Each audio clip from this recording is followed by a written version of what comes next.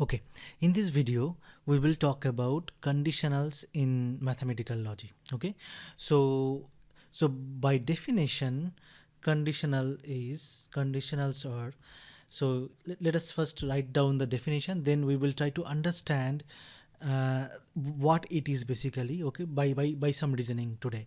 Okay, and conditional is one of the most important way of creating propositions in mathematical logic, and the most controversial way as well. Okay, we will see why it is, because we when we try to match it, some of its aspects with our natural language, right? So there are some differences there, the way we use to speak in our natural language and then the way it is defined in mathematics. Okay, so if I just write it down, so if P and Q are two propositions, okay, OPOSITIONS. If P and Q are two propositions, then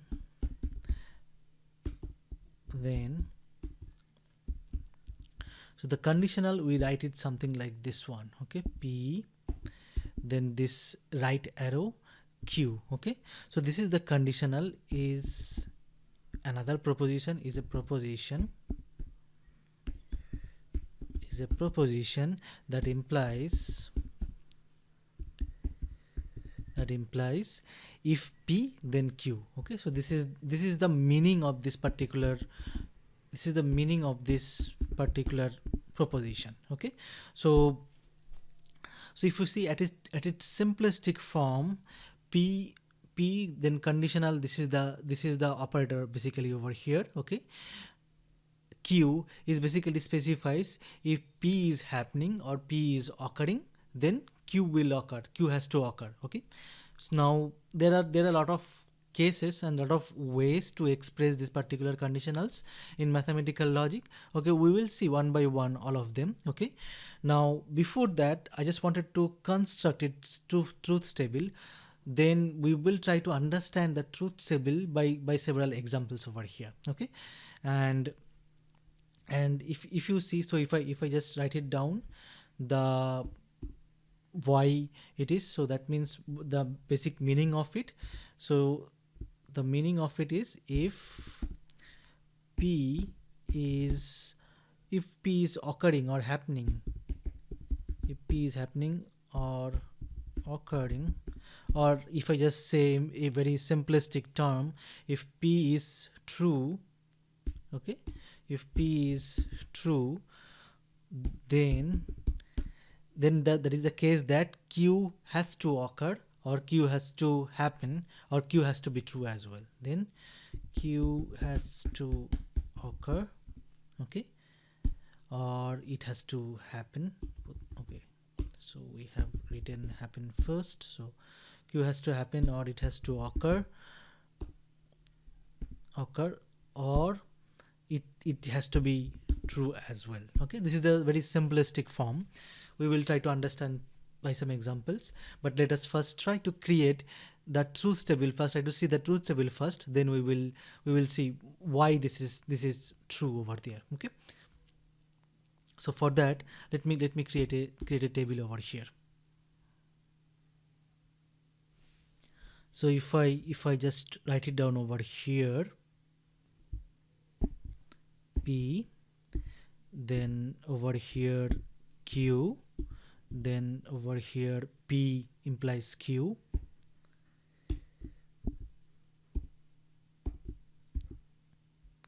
okay.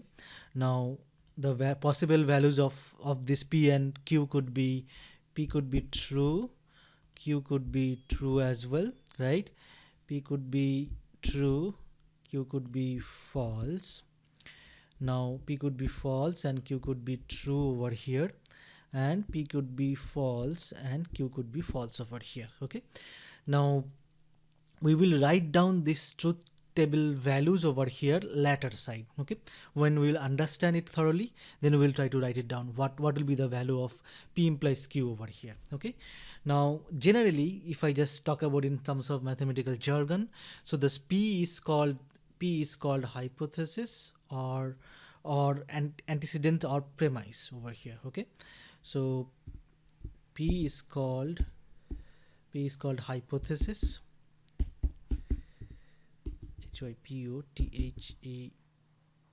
hypothesis, or premise. Okay, premise.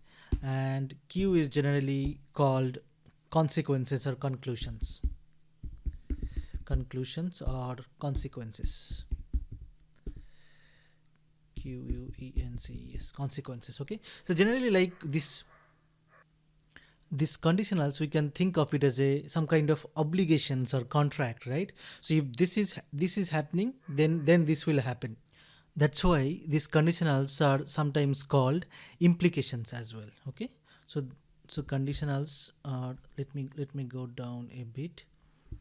Conditionals are called implication as well.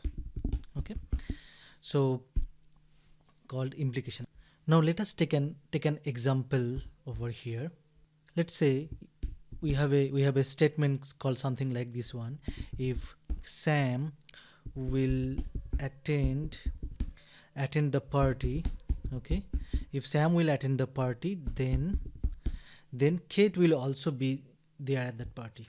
Kate will also be there. Okay, be there. So if we try to identify P and Q over here, so let us do that one. So our P will be Sam will attend the party, right? And our Q will be, let me go down a bit. Okay, so Kate will also be there at Kate will be there. Not let us remove also. Kate will be there at the party, right? So these are the two propositions we have in this particular sentences, right? And if you see it over here, how they are connected, something like this one. If P, then Q, right? So this is our then Q. So if I just mark this if and then in different color, if you see now it makes, you can able to identify the structure over here, right? So we're talking about if P, then Q over here, right? So that is nothing but this particular form over here. That means this particular sentence, we can think of it as we can think of these two propositions are connected together with this particular conditional, right? It's a conditional statement, right?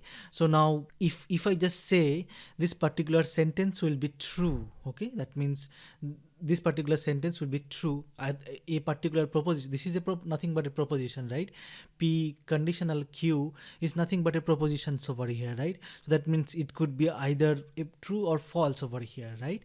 So if we just say this particular statement is true, what does that mean? Okay, now if we just try to understand it over here, so that means if you see Sam will attend the party, okay, and Kate will be there at the party. So if this is happening, okay, if Sam will attend the party, that means if our P is true, okay, then Kate will also have to attend that party. That means Q will be true as well over there. Okay, so then this particular sentence will be becoming true over here. Okay, so that means if P is happening, Q has to happen.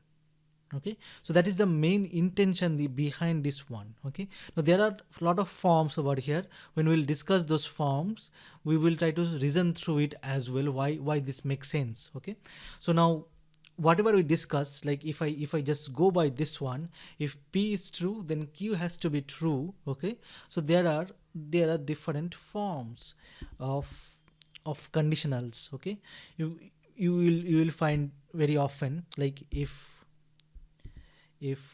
okay, I'll write it down separately. Okay, so it will be like if P, then Q. Okay, so this could be one form. There could be a form something like P implies q, right? So if p is true, then q has to be true.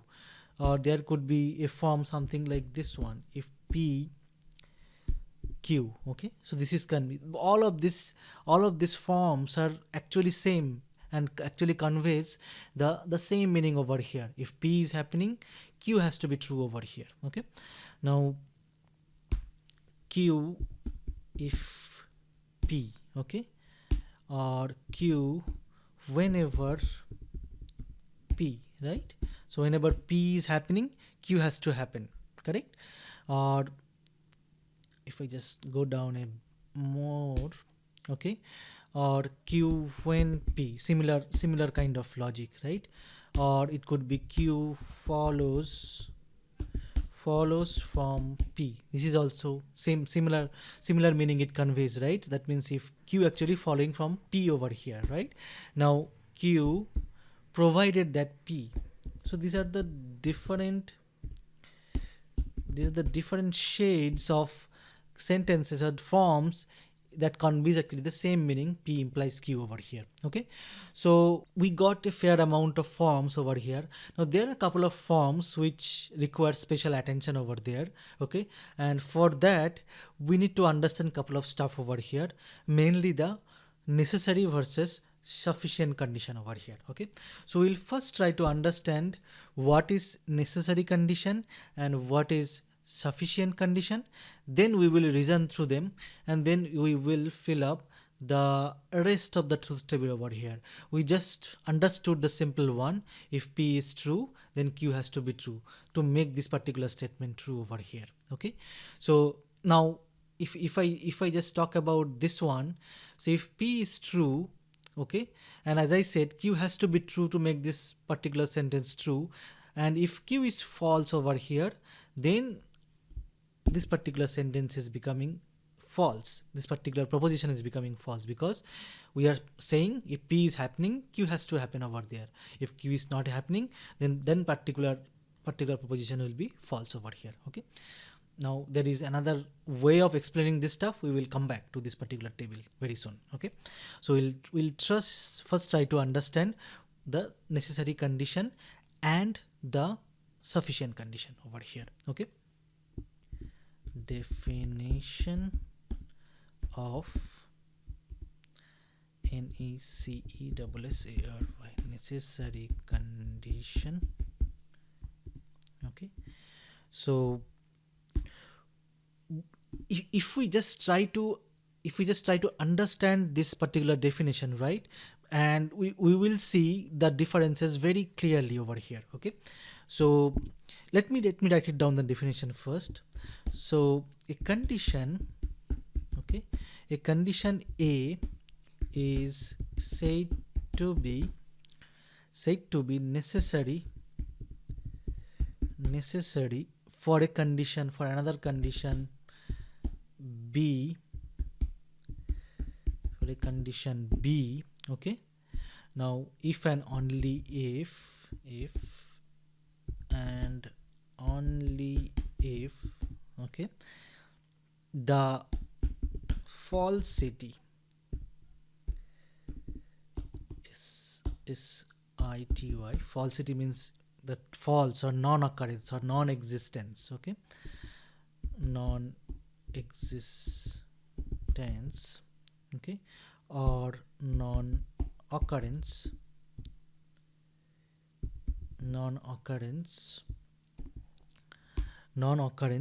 of A guarantees the falsity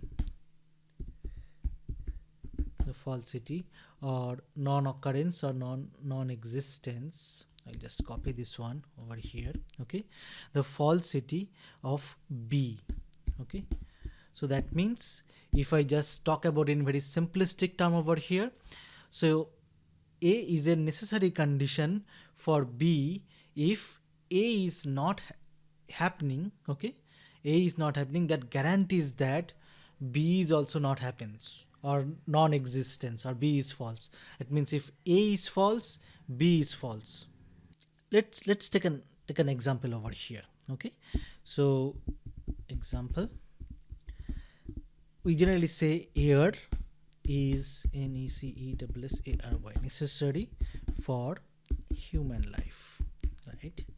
So if air is not there, we are basically, when we talk about necessary condition, we always check the falsity of it or non-existing of it. Okay, non-existence of this particular air will make non-existence of human life, right? Because if there is no air, there will be no human life present, right?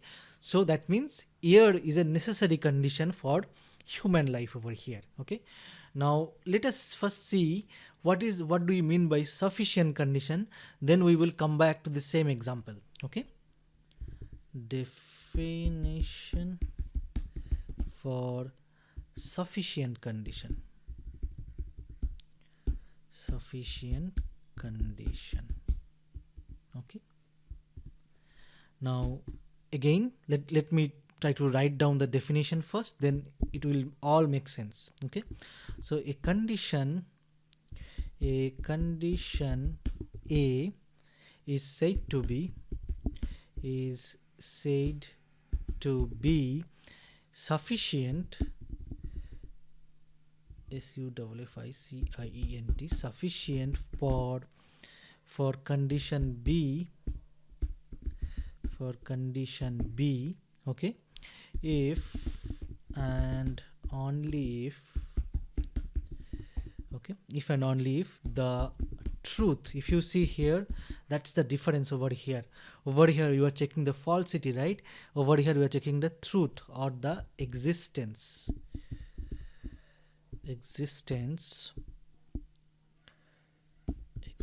or occurrence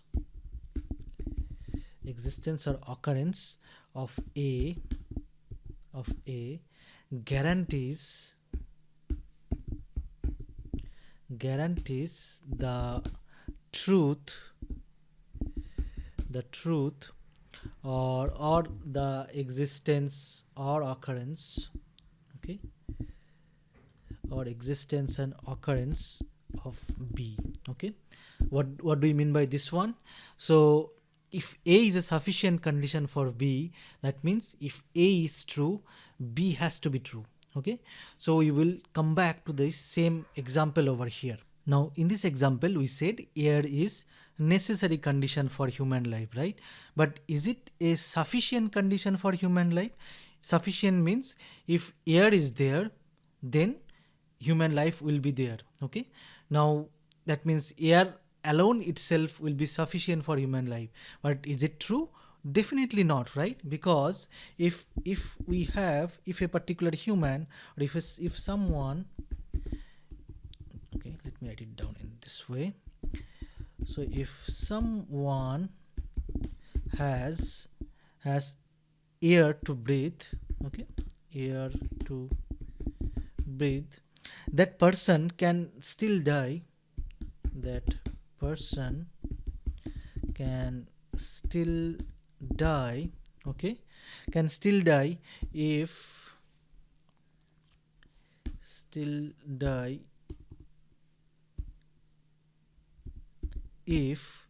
he or she lacks water, right? For let's say for few days, or let's say they have taken poison, or they exposed to extreme heat or cold, right? So there could be numerous reasons by which a person can die even though he has enough air to breathe, right? So that means air is not a sufficient condition for a human life, right? It is definitely a necessary condition for the human life, because if air is not there, then human life will not be there. So that's why we are checking the falsity over here. So let me do one thing. Let me just mark it. So if you see, this is important between these two definitions over here. Okay, so when we check for necessary condition, we check for the falsity of A. Okay, That means whatever, if we are talking about air, A is our air, right? Now, when you talk about the sufficient condition, we talk about the truth or existence of that, of A over here, right? And that guarantees the B over here. Okay, so in both the place A guarantees the B, but over here A is not present, that guarantees that B is not present. Over here A is present, that guarantees that B is present over here. Okay, so we are able to understand what is the necessary condition and what is the sufficient condition over here, right? Now, based on these two concepts, you will be seeing there are a lot of forms of this particular implications or conditionals. Okay, something like this one. So if I just write it down, now think about this one. When we talk about conditionals, we're talking about two premises over here, right? So two propositions over here, right? So P and Q, and as I said, if P then Q over here, that means if P is happening, then Q has to happen over there, right? That means if P is true, Q also has to be true over here, right? That means P is a sufficient condition for Q. Okay, so we can write something like this one. So P, you can find something like this one. P is sufficient for Q, right? So this is one form it can take. We previously discussed a lot of forms over here. These are the additional forms you can see. Okay, or you can see something like this one, a sufficient condition for Q is P. It could be in that form only. Both of these sentences are actually conveying the same meaning over here, right? And if you just talk about at the end of the day, they are actually conveying P implies Q.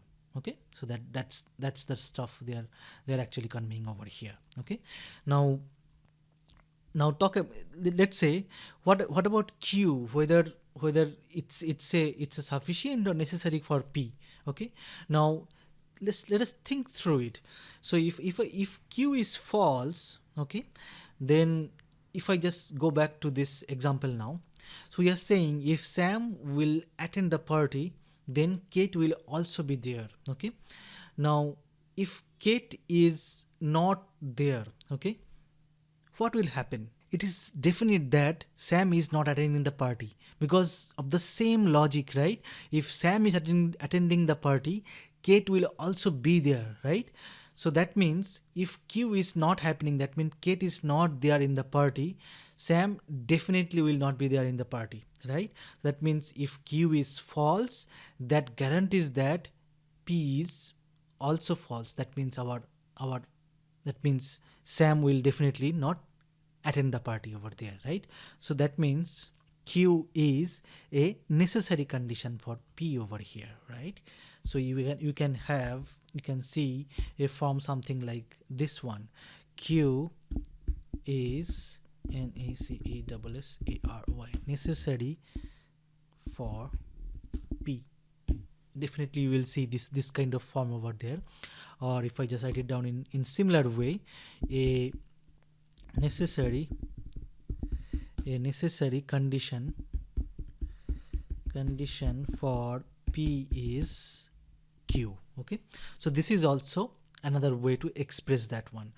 Okay, so let us go back to our truth table and see if we can write something over there. Okay, so we are talking about if Q is false, P has to be false over there as well. Okay, so that will make this particular statement true. That's why the P implies Q is true when Q is false and P is false, because Q is a necessary condition for P over there, right?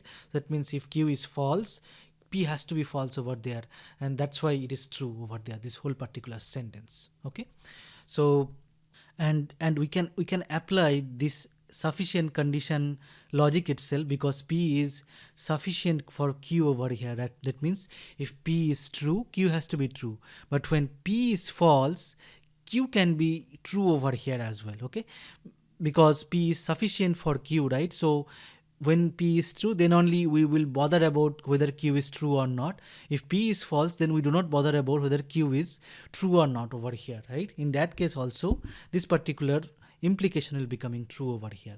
Now if you see, there is another way of seeing over here. When P is happening, okay, then only we talk about whether Q is true or not, and if Q is true, then it is true.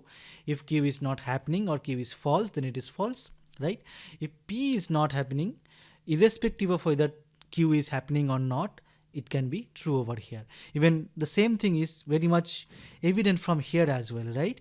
So if Sam is not going to party, Kate can go to party or not go to party. Both of those things is possible, right? Over there, right? So in that case, both of those places, it will be true over here.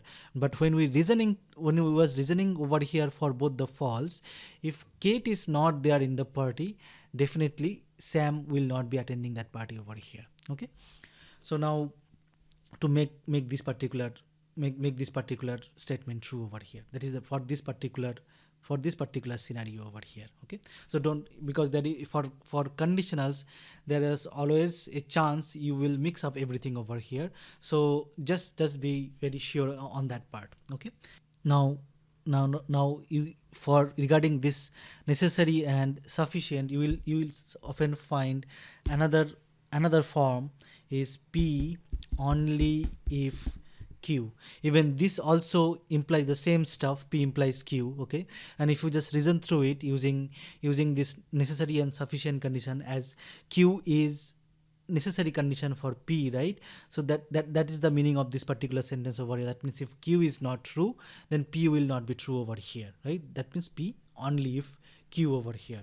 Okay, so there is another form, often you will see it, called Q. Okay, let me write down in this way: Q unless P bar P. Okay, so now what is the meaning of this particular sentence over here? Okay, so if I just write it down over here, so that means if P bar is false, unless means till the point P bar is false, it is definitely that Q must be true, right? When P bar is true, then only the Q will be becoming false over here, right? So if you can write, if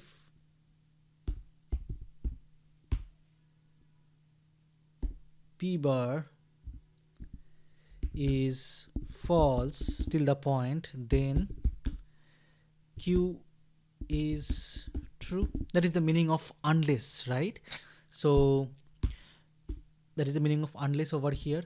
So if I just write in another way, P bar is false means P is true, right? So you can write, if P is true,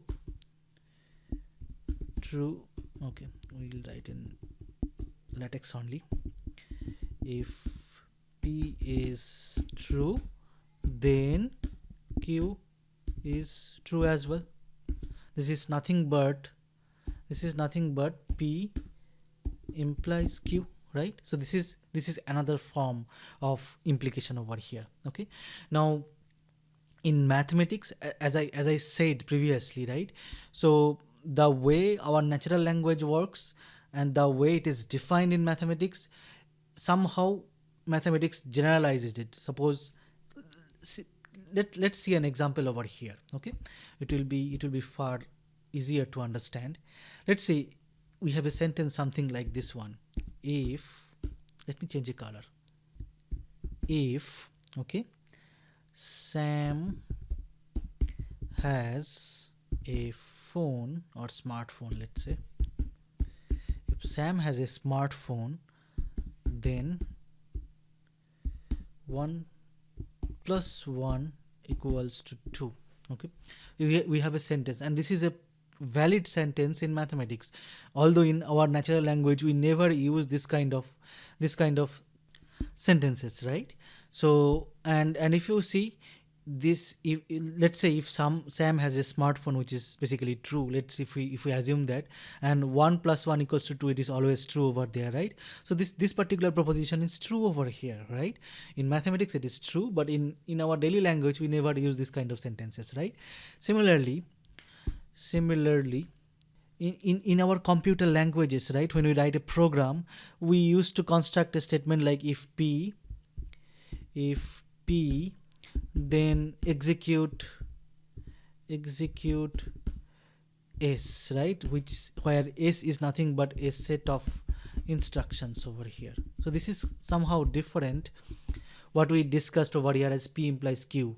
Here p may be a proposition, but s is not a proposition over here. S is a set of instructions over there. Okay, so these are the some practical differences between how it is defined in mathematics and how we use in our daily basis, and how we used to see conditionals or use conditionals in our daily basis. So while we solve problems, while working on problems, we have to come out of our daily usage and stick to the whatever is defined over here. Okay, so hopefully this video is helpful. See you in next video.